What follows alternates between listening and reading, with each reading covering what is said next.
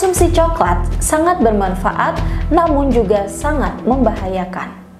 Coklat merupakan makanan atau cemilan yang banyak digemari mulai dari anak-anak, remaja, dewasa, hingga lansia.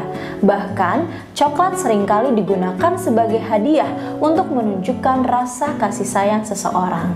Coklat terbuat dari olahan biji kakao atau biji coklat kering yang terfermentasi. Coklat bisa sangat bermanfaat bagi tubuh, namun juga bisa sangat membahayakan tubuh. Nah, di sini saya, Dr. Sintanida Fadilah dari Halsin Medical akan menjelaskan kapan coklat sangat bermanfaat dan kapan coklat sangat membahayakan tubuh. Coklat mengandung beberapa vitamin seperti vitamin B, kemudian mengandung mineral, mengandung zat besi, fosfor, magnesium, dan kafein, serta yang paling penting adalah antioksidan. Beberapa antioksidan yang terkandung di dalam coklat adalah flavonoid, polifenol, flavontriol, procyanidin, dan ada kandungan theobromins. Nah, untuk manfaat dari konsumsi coklat ini ada 6 manfaat. Yang pertama, dari kandungan antioksidan flavonoid yang terdapat pada coklat ini mampu melindungi kita dari berbagai penyakit, mulai dari penyakit jantung, penyakit kanker, hingga penyakit yang berhubungan dengan syaraf bagian otak, yaitu Alzheimer dan Parkinson. Dengan kata lain, dengan mengkonsumsi coklat dapat melindungi dan mencegah dari timbulnya pikun, mencegah penyakit jantung, terutama penyakit darah tinggi, serangan jantung, bahkan stroke, dan juga mencegah penyakit kanker. Yang kedua, oleh karena antioksidan procyanidin yang terkandung di dalam coklat ini juga bersifat antidiabetik dan juga antiinflamasi. Artinya, dapat menurunkan peradangan dan bisa membantu kerja hormon insulin menjadi lebih baik. Jadi, hormon insulin ini adalah hormon yang mengatur kadar gula dalam darah kita ya. Jadi, ketika gula dalam darah kita itu naik, maka hormon insulin ini akan membantu menstabilkan kadar gula darah sehingga gula tidak menjadi tinggi, jadi tetap normal. Nah, si coklat ini, antioksidan procyanidin ini memiliki sifat antidiabetik dan juga membuat hormon insulin ini menjadi lebih baik lagi kerjanya, sehingga mencegah dari penyakit diabetes. Lalu yang ketiga, manfaat dari coklat ini sebagai mood booster karena merangsang stimulasi dari pelepasan hormon serotonin dan juga hormon endorfin. Jadi hormon ini yang membuat kita menjadi lebih segar, lebih energik, lebih happy, dan juga lebih senang. Itulah sebabnya mengapa coklat ini seringkali digunakan sebagai hadiah untuk memberikan dan menunjukkan rasa kasih sayang seseorang. Karena memang setelah kita mengkonsumsi coklat, kita akan lebih merasa happy dan relax.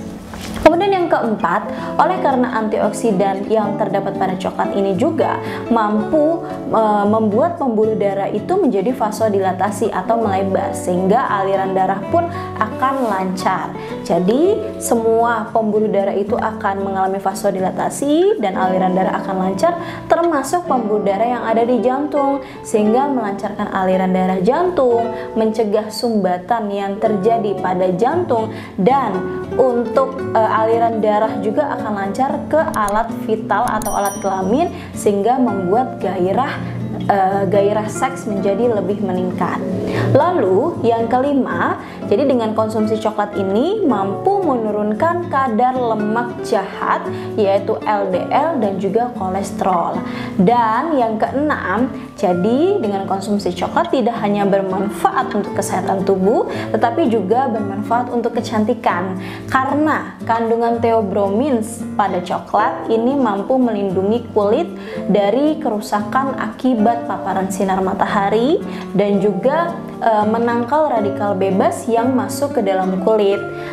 Radikal bebas ini bisa kita dapatkan ya dari polusi udara dan juga dari paparan sinar matahari. Jadi theobromins ini mampu melindungi kulit kita.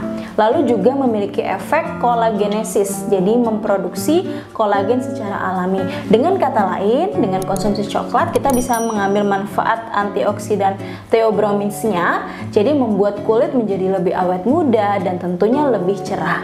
Nah, mengingat banyaknya macam coklat atau jenis coklat yang beredar saat ini, kita harus tahu ya, mana jenis coklat yang memang bermanfaat bagi tubuh kita.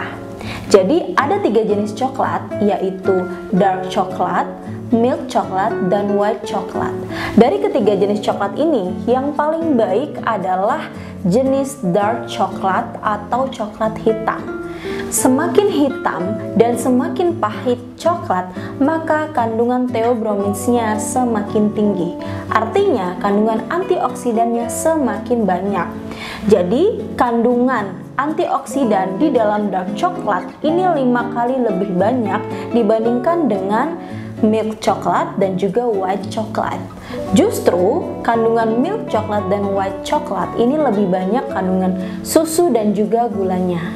Nah, beberapa hari yang lalu tim Healthsin sempat menelusuri ke berbagai supermarket. Kita menelusuri berbagai jenis coklat yang ada, dan berikut adalah beberapa sampel yang kita ambil dari jenis-jenis coklat.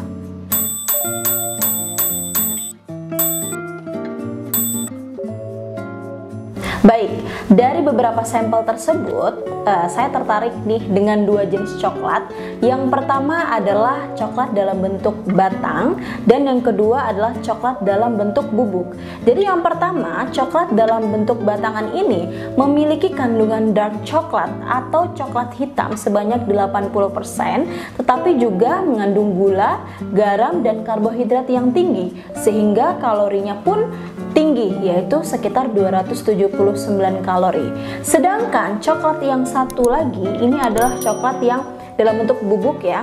Dia hanya mengandung 16, sekian persen coklat, bubuk coklat, tapi kandungan gula dan garamnya 0. Di antara kedua jenis coklat ini, mana kira-kiranya akan saya pilih? Tentu saya akan lebih memilih coklat jenis bubuk yang memiliki kandungan bubuk coklat hanya 16, sekian persen, namun tidak memiliki kandungan gula dan garam, dibanding dengan jenis coklat batang yang kandungan coklat hitamnya memang besar atau tinggi 80%, tetapi kandungan gula dan garamnya juga tinggi, sehingga kalorinya pun tinggi. Mengapa? Karena jika saya mengkonsumsi coklat batang tersebut yang memiliki tinggi gula dan juga tinggi kalori, saya ibaratnya saya tidak hanya makan coklat ya, tapi saya lebih banyak memakan gulanya. Jadi yang saya dapatkan itu bukan manfaat dari coklat, tapi adalah resiko dan bahayanya dari gula tersebut, karena ibarat kita makan gula.